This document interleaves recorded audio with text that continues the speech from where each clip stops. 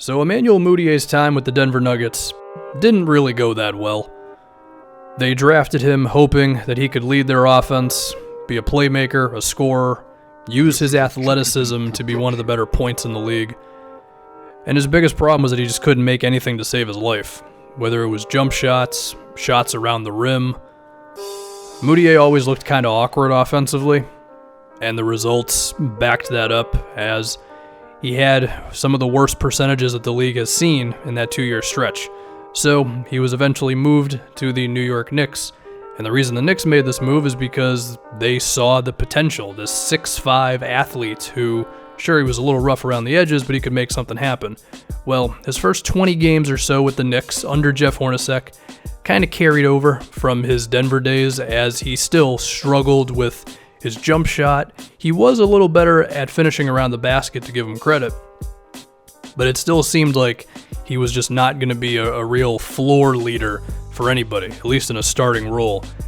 But now, since David Fizdale has arrived in New York, and I'm going to assume Mudiay has put some extra practice time in, the first thing we got to notice is that the guy looks way more confident in his three-point shot.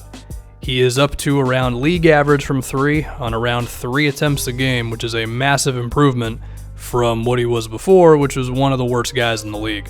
Now, I do think his form still has a little bit of like this weird hitch to it, but it seems to be going in, and I also think it is opening up his driving game just a little bit to where defenders are respecting him a tad more. They're still going to dare him to beat them from outside, but even so, it does seem like he's able to get to the rim a few more times a game as a result of it. And if he can be this offensive option who can really knock down from three and get to the rim, then that's definitely improvement. And now we hope that his playmaking can follow suit. He has shown signs of being a passer throughout his career, but I think going back to the lack of a jumper, it made it to where it was just tougher to make plays, right? Because defenders stay off of you, you can't get by them, basic basketball stuff. But nowadays, because defenders are perhaps respecting him a little bit more, it is allowing a few more of his teammates to get open, and he's able to make some plays here and there. Now, with all this being said, I don't think it's been perfect for Mudiay this season. Number one, his finishing around the rim, it's still not really that great. He's shooting around 55% from there, which isn't horrible, but it definitely could be better. What's concerning is the fact that he's only shooting 2 free throws a game. So while he's still averaging around 7 drives a night, he's not drawing a lot of contact. He's not able to convert some of these into easy points at the line, and that's always going to make it tougher for you to be an efficient offensive player. So if he can just simply be better, that would be great. Also, the turnovers are still not really where you would like them to be.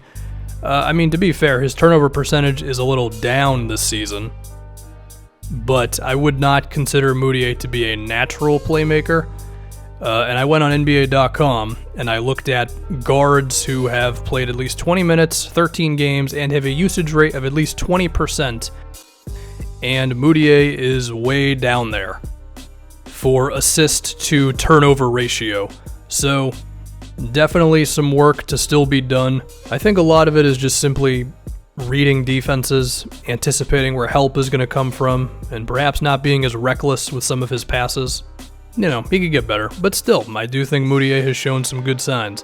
What's going to be interesting is if he's on the Knicks moving forward, because after the team re-signs Porzingis to a whole lot of money, are they going to try to go wild in free agency? Maybe Kyrie leaves the Celtics, perhaps Kevin Durant leaves Golden State, who knows what's going to happen with Kemba Walker, or even somebody like Tobias Harris. I don't know what's going to happen in free agency this year, but I think the Knicks want to prepare for that, so they're going to let some of their guys go between Enes Kanter, as well as Mario Hezonja, because it doesn't seem like that is really working out, that experiment.